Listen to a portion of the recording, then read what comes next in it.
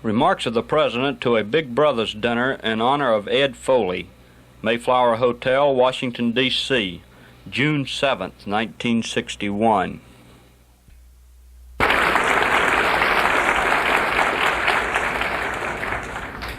Pearson, Mr. Vice President, Mr. Foley, Mr. Donahue, Ms. Youngdahl and Mrs. Boggs, Justice Clark, ladies and gentlemen.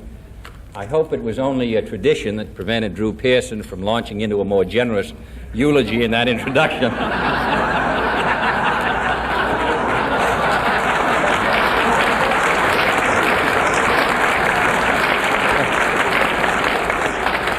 I wanted to get you on the record, but we'll have to wait.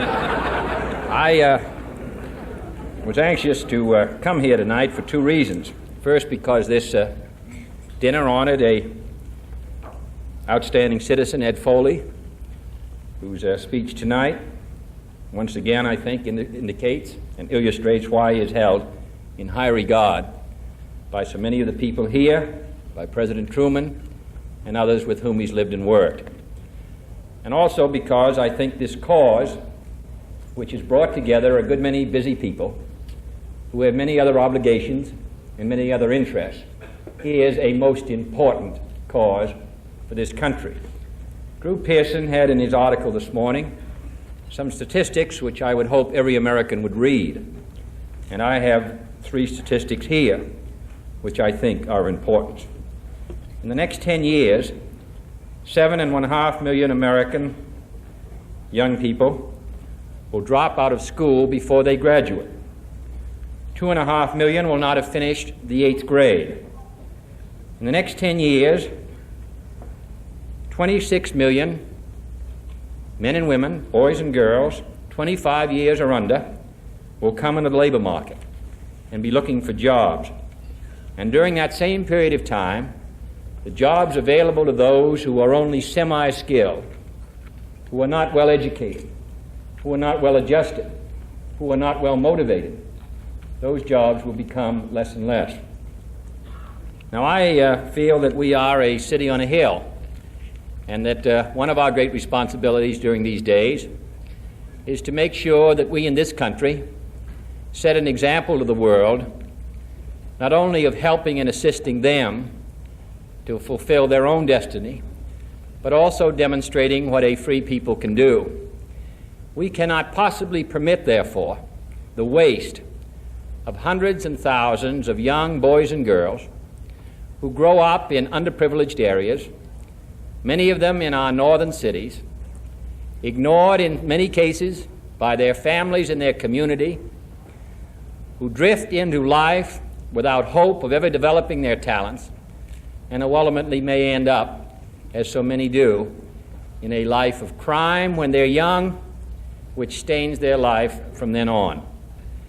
This is a free society, and many people write to me once in a while and say, well, you say, what can we do for America? Or what are we supposed to do?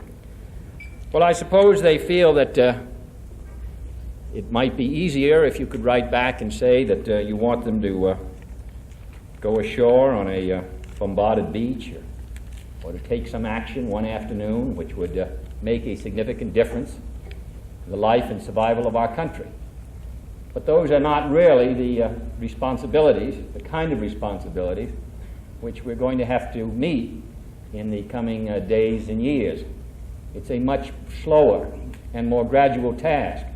There is no final definite responsibility or commitment which we must accept, and if accept, fulfill our responsibility.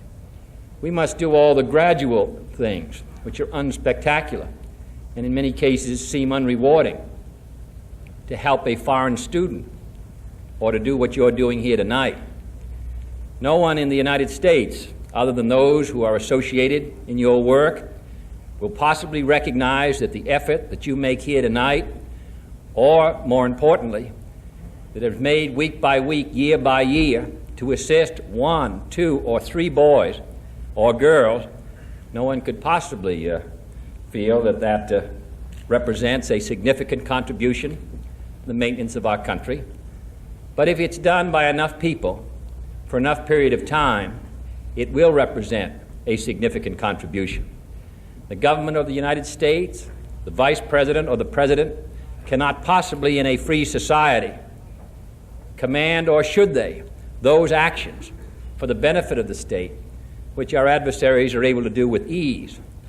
These things must be done in a voluntary manner, and they must be done by our own individual impulse. And therefore, I think this work that you are doing is work which is most important in a most important time in the life of our country. And if in that effort you are able, by the passage of some hours of a busy life, to make a significant difference in the life of one of our fellow Americans who might, without your help, slip into an experience which could prevent him from ever fulfilling his responsibilities to the maximum as a participant in our society, then I would hope you would feel that you've not only met your own obligations as an individual, but also as a participating member of a great society. So I congratulate you tonight and those who are joined with you. This is the sort of thing that I mean when I say what we can do for America.